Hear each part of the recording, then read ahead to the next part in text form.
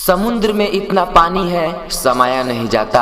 अजय आशी। समुद्र में इतना पानी है समाया नहीं जाता, दिल में इतना प्यार है बताया नहीं जाता। रोजे रोजे देखिले तोहरे सुरतिया हो, तोहरे सुरतिया। रोजे रोजे देखिले तोहरे सुरतिया हो, तोहरे सुरतिया। नजरिया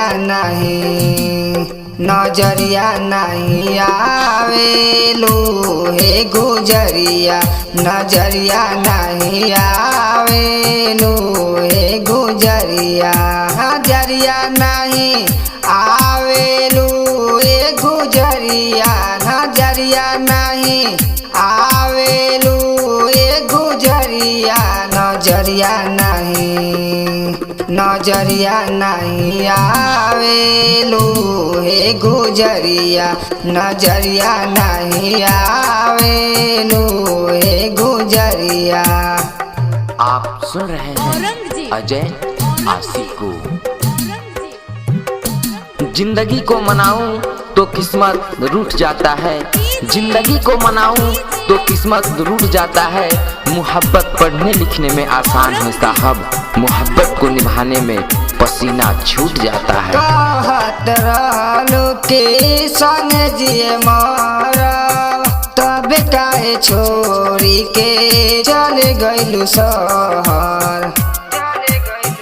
कहत रहलू के संग जिए मारा, तब काहे छोड़ी के चल गइलू शहर। नजरिया नहीं आवेलू ए गुजरिया, नजरिया नहीं आवेलू ए गुजरिया।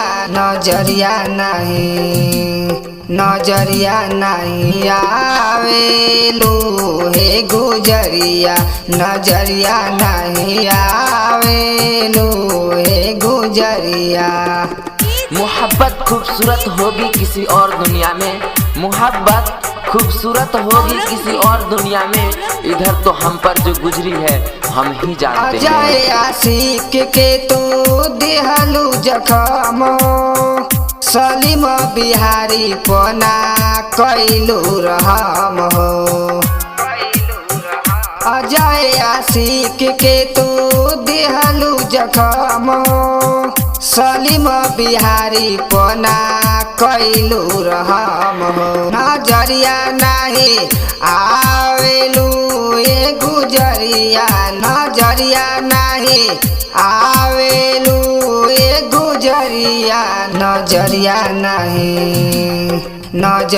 नहीं आवेलू हे गुजरिया, नजरिया नहीं आवेलू